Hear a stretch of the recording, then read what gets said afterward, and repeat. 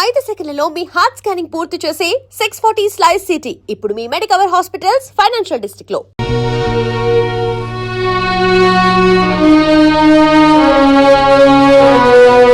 బావా, నా బాకీ తీర్చడం కోసం నువ్వు పడుతున్న బాధలు చూస్తుంటే అన్న మాట నిలబెట్టుకునేందుకు అష్టకష్టాలు పడ్డ హరిశ్చంద్రుడు జ్ఞాపకం వస్తున్నాడు నాకు. ఎంతకు నువ్వు చెప్పేదేమిటి? ఏముంది, నువ్వు హరిశ్చంద్రుడివి, మా నాన్నేమో విశ్వామిత్రుడు. నేను నక్షత్రకుండా అయిపోయాను అనవసరంగా. ఇదిగో ఇదంతా నాకు అనవసరం. నువ్వు మార్వాడి దగ్గరికి వెళ్ళి అర్జెంటుగా అప్పు చేసేయి. పుట్టిన ప్రతి చోట అప్పు చేశాను బాబు. నీ ప్రయత్నాలన్నీ ఫ్లాప్ అయ్యాయి కాబట్టి ఓ సూపర్ హిట్ ఐడియా చెప్తాను. ఏమిటి? దీనికి ఆడియన్స్ అంతా కావాలి. అత్తయ్య, అక్కయ్య, నా ఓన్ వైఫ్ సావిత్రి, ఓయ్ మేనల్లుడు, ఆడియన్స్ మొత్తం వచ్చేయండి. కమాన్. బావ కష్టాలన్నీ గట్టెక్కిపోవడానికి నేను 70mm ఐడియా ఇస్తున్నాను. అందరూ జాగ్రత్తగా వినండి. పెద్దాపురం బసవయ్య గారి అమ్మాయిని మన రాజుకిచ్చి పెళ్లి చేసేస్తే వాళ్ళు భారీ ఎత్తున కట్నం ఇస్తారు. దాంతో ముందు నా కట్నం బాకీ తీర్చేయచ్చు. మన సరస్వతి పెళ్లి చేసేయచ్చు. మిగిలిన బ్యాలెన్స్ డబ్బుతో ఓ కిళ్ళి కొట్టు పెట్టుకోవచ్చు. కాకపోతే ఏంటంటే ఆ అమ్మాయికి ఓ కన్ను గుడ్డి, ఓ కాలు కుంటి. వెధవ సలహాలు ఒక నోరు మూసుకో. మా రక్తం ఓడ్చైనా సరే నీ కట్టిన డబ్బులు సెటిల్ చేస్తాం. అంతవరకు తేరగా తింటూ కూర్చో. అంతేగాని ఇంకెప్పుడు ఇలాంటి పిచ్చి పిచ్చి సలహాలు మాత్రం ఇవ్వకు. జాగ్రత్త. ఏమిటన్నయ్యా, మనిషి అంత మనిషి మీ బావను పట్టుకొని వాడంతంత మాట్లాడుతుంటే నువ్వు చూస్తూ ఊరుకుంటావా? ఒరే, పెద్దంతరం చిన్నంతరం లేకుండా ఇంటి అల్లుండి పట్టుకుని అట్ట ఎత్తి పొదేస్తే ఆడికి కాస్త గడ్డి పెట్టలేవు. లలిత, ఎండలో అలిచిపోయి వచ్చాడు, వెళ్ళి వాడికి అన్నం పెట్టు. అమ్మో అమ్మో, అయ్యో. ఏయ్,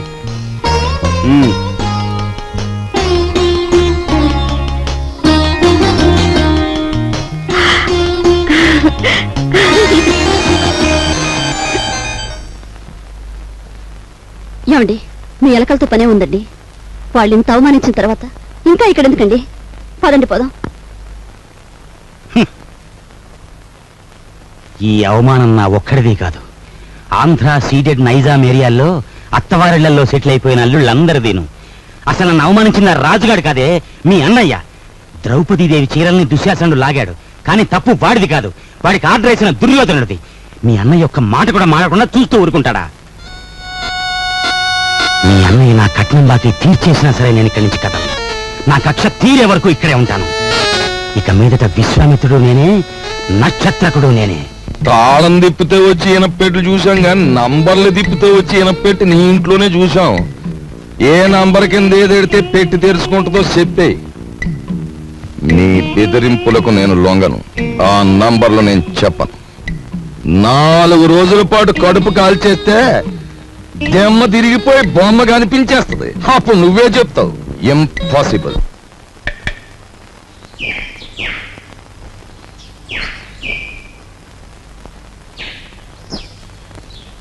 ఈ కుండంతా 4 రూపాయలమ్మా. 40 పైసలు కుండ 4 రూపాయలా? ఇదేం బంగారం కుండ? ఆయన తొక్కేది మట్టా బంగారమా? ఇంతైతే ఎవరు కొంటారు? వద్దులే, వస్తా. కుమారరామన్న దగ్గర నీ ఉద్యోగం ఏమిటట?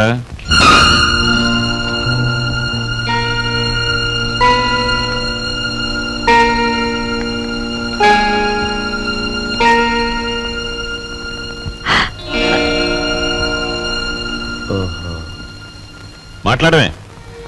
కుమారరామన్న దగ్గర నీ ఉద్యోగం ఏమిటి? మట్టి తొక్కటం, అతను తయారు చేసిన కుండాల్ని ఎండలో ఆరబెట్టడం, కాలిన కుండాల్ని బండి మీద సెంటర్కి చేర్చడం. అది. నువ్వు చదివిన చదువేమిటి? నీ మీద మేము పెట్టుకున్న ఆశలేమిటి? నువ్వు చేసిన నిర్వాకం ఏమిటి? అతను నన్నేమీ అప్లికేషన్స్ పెట్టమని లేదు, పోస్టల్ అడ్రస్ జత చేయమని లేదు, వెధవ ప్రశ్నలు వేసి ఇంటర్వ్యూ తీసుకోలేదు, రికమెండేషన్ తెచ్చావా అడగలేదు, లంచం ఇస్తావా అడగలేదు. నన్నుగా గౌరవించి నాకు ఈ ఉద్యోగం ఇచ్చాడు. కానీ నీ పెద్ద కొడుకు మట్టి తొక్కుతున్నాడంట గాని ఊరంతా మీ నాన్నగారిని అడుగుతుంటే ఆయనకెంత నామోషిగా ఉంటుందో ఒకసారి ఆలోచించావా? అమ్మా, ఎటువంటి వంశంలో పుట్టాడు, ఎటువంటి మహారాజుకి మనవడని పెంచుకున్నాడు. అసలు నేను చెప్పేది ఏంటంటే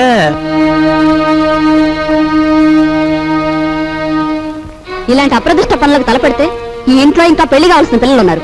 వాళ్ళని చేసుకోవడానికి ఎవడైనా ముందుకొస్తాడా? ఏ మా చెల్లి పెళ్లి చూపు సమయంలో మీరు వచ్చి పెంట చేశారే, అప్పుడు లేదా ఈ అప్రదిష్ట?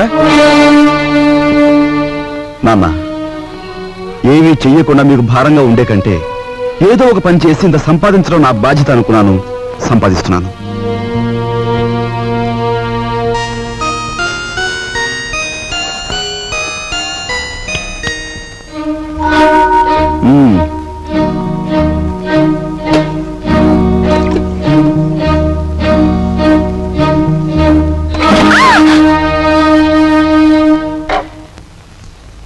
అక్కడ మట్టి తొక్కుతున్నట్టు ఇంట్లో ఎందుకు చెప్పు?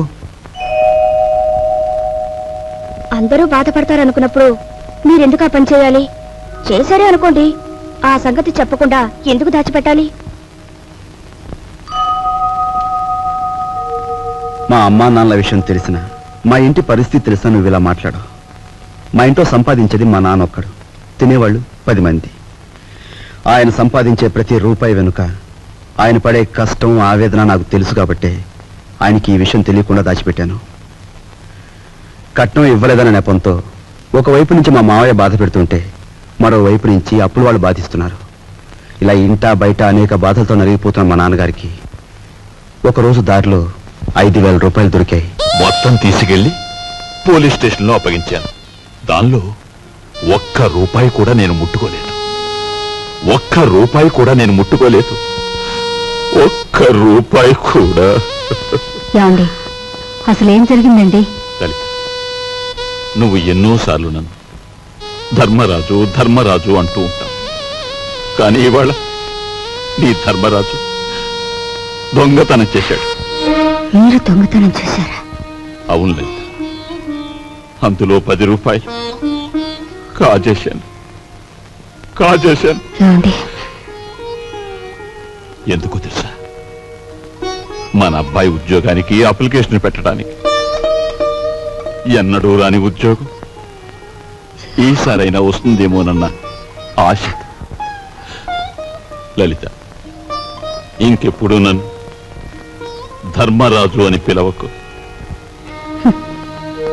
లేదండి, ఇప్పుడు మీరు నిజంగా ధర్మరాజు. అశ్వత్థామాత కుంజరహ అని ధర్మరాజు అంతటి వాడు అబద్ధం ఆడాడు. అది ఆపద్ధర్మం లలిత. ఇది ఆపద్ధర్మమేనండి. మన బిడ్డ కోసం మీరు చేసింది ఆపద్ధర్మమే. మా అందరి అవసరాలు తీర్చడానికి అంకితమైపోయిన మనిషి మా నాన్న.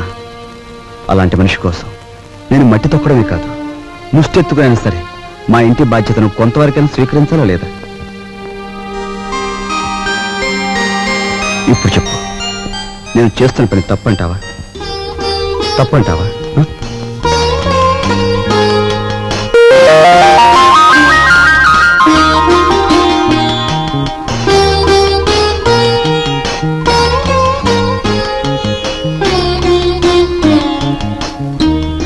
ఆ విధముగా రామలక్ష్మణులు అడవికి బయలుదేరిన వారు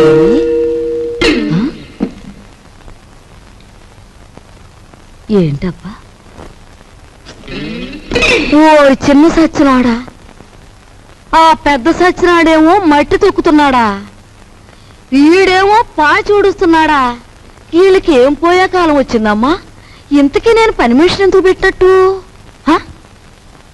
అబ్బాయ్, ఏటమ్మా? నువ్వు ఆఫీస్కి వెళుతున్నావల్లే ఉంది. పెళ్లి దగ్గరకు వచ్చింది కదా, పనులన్నీ తొందరగా జరగాలి. అప్పడాలు చెయ్యాలి, ఒడియాలు పట్టాలి. ఓ 400 ఉంటే అమ్మాయికి ఇవ్వు. అమ్మా, ఆఫీసులో లోన్కి అప్లై చేశాను, అది రాగానే ఇస్తాను. అదేమిటన్నయ్య, అయ్యవారు వచ్చే వరకు అమావాస్య అవుతుందా? తెలిసిన వాళ్ళ దగ్గర ఏ చేబదులో తీసుకుని ఈ పని కాస్త జరిపించు. వెళ్ళిరా.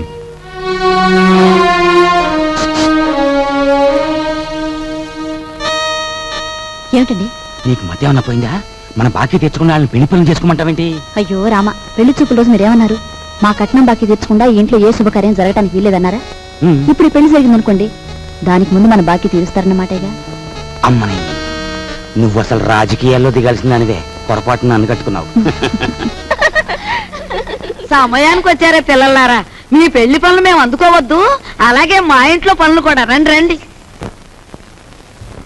అమ్మా, ఇదిగోనమ్మా నా మొదటి జీతం. జీతమా? అబ్బా, కూలి డబ్బులకి ఎంత గొప్ప పేరు పెట్టావురా సావిత్రి. అది ఇప్పుడు తప్పుడు మాట ఏమందే? మట్టి తొక్కాడని మందలించి 4 రోజులు కాలేదు. ఈలోగా వారు డబ్బు తీసుకొచ్చి ఇదిగోనమ్మా జీతమంటే తగుదనమ్మా అని పుచ్చుకుంటివి. ఎంత బతుకు బతికి ఆఖరికి ముష్టి డబ్బులతో కూడి తింటావా? అమ్మా, ఆ డబ్బులు ఇలా పారేయండి. కష్టపడి సంపాదించిన డబ్బులకు విలువేమిటో మీలాంటి వారికి తెలియకపోవచ్చు. ఈ ఇంట్లో పనికి నాకు తిండి అక్కర్లేదు, వేరే జీతం అక్కర్లేదు. ఆ ముష్టి కూల్ డబ్బులు ఇలా పడేయండి. ఏది ఇదిగో.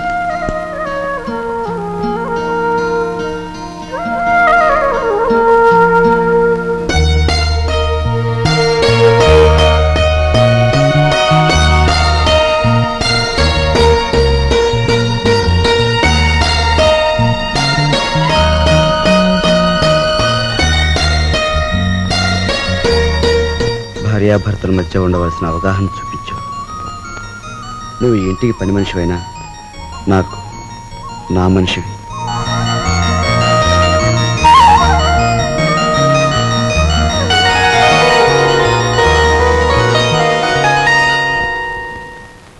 కోపం వచ్చి గట్టిగా కొడదామంటే చచ్చిపోతావేమో అని భయం. బాబు నాయనా అంటే మొండుకెత్తనావు. మమ్మల్ని బాధ పెట్టకుండా చెప్పే గురువా. చెప్పే గురు. మనవడక చూసావా, పరాయి సొమ్మంటే పరిసిగుంటాడు కూడా ఎలా సత్తా పడిపోతున్నాడో. ఎంతమందిని బాధ పెట్టడం భావ్యం కాదు గురువా. అలో చెప్పే గురువు. ఉన్న ఒక్క కూతురు ఇల్లు వదిలి వెళ్ళిపోతే నేను వెతికించలేదు, పేపర్ ప్రకటన కూడా ఇవ్వలేదు. అంత ముండేవాడిని మీ బెదిరింపులకు నేను లొంగుతానా? గురువా మాట రా చెప్తాను. ఈ మొండిఘాటంగాడికి కూతురు ఉందంటున్నాడుగా, ఈడు పేపర్లో ప్రకటన ఇవ్వకపోయిన ఈ తరపున మనం ప్రకటించేస్తే ఆ కూతురు ఇంటికి చేరిపోద్ది. ఆ తర్వాత స్వామియే శరణం. Very good very good. Hello నవ్వకే బాబు, కుర్రోడు దొరుచుకుంటాడు. ఆ నవ్వేదో ఇనపెడి దగ్గర నవ్వు, ఓపెనింగ్ గా నవ్వుద్ది.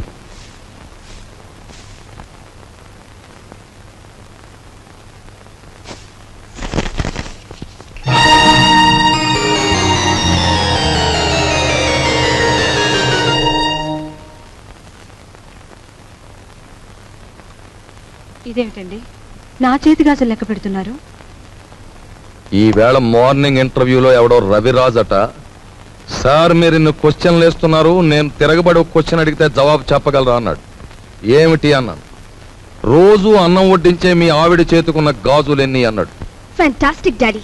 ఎవరతను? ఎవరు? రవిరాజా. తిరగబడి అటువంటి ప్రశ్న వేయాలనే థాట్ రావడం ఉంది చూశారు. That's great. He's really the hero of the present society. Jaya shut up. నీ తండ్రి మీద తిరగబడిన వాడు నీకు హీరోగా కనిపిస్తున్నాడా? నాలాంటి వాడి కాళ్ళ చుట్టూ దేహి ఉద్యోగం ఇవ్వండి బ్రతుకుతామని ప్రదక్షిణాలు చేసే ఒక నిర్భాగ్యుడు నీ దృష్టిలో హీరో ఆఫ్ ది ప్రజెంట్ సొసైటీయా? నీ చదువు ఎన్ని వెర్రతల్ల వేస్తోందంటే, అవునులే, నువ్వు తిరగడానికి ఒక కారు, వీలైనంత ఖర్చు పెట్టుకోవడానికి బ్యాగ్ నిండా డబ్బు, నువ్వేది అడిగితే అది క్షణాల మీద సమకూర్చే తల్లిదండ్రులు, ఏసీ రూమ్లు, సోఫా బెడ్లు, తినడానికి ఖరీదైన భోజనం, ఇవన్నీ ఉంటే నీకు మంచేమిటో చెడ్డేమిటో ఏమాత్రం తెలియడం లేదు. అదే చాలీ చాలని తిండి, చాలీ చాలని బట్ట, బ్రతుకుతున్నావో చస్తున్నావో అర్థం కాకుండా బ్రతుకుతున్న ఏ దౌర్భాగ్యుల ఇళ్లలోనో 4 రోజుల పాటు ఉంటే తెలుస్తుంది. అక్కర్లేదు, పిలవక్కర్లేదు. ఆకలేస్తే అదే వస్తుంది. ఏసీ రూమ్లు, సోఫా బెడ్లు, తినడానికి ఖరీదైన భోజనం, ఇవన్నీ ఉంటే నీకు మంచేమిటో చెడ్డేమిటో ఏమాత్రం తెలియడం లేదు. అదే చాలీ చాలని తిండి, చాలీ చాలని బట్ట, బ్రతుకుతున్నావో చస్తున్నావో అర్థం కాకుండా బ్రతుకుతున్న ఏ దౌర్భాగ్యుల ఇళ్లలో 4 రోజుల పాటు ఉంటే తెలుస్తుంది.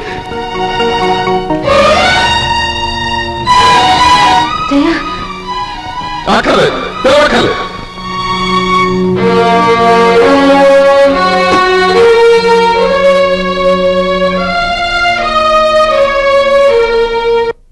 డాడీ, బయటికి వెళ్ళి బతకలేనని కదా మీరు అన్నారు. అలా బతకలేని నిరూపించుకున్న రోజునే తిరిగి మిమ్మల్ని కలుస్తాను.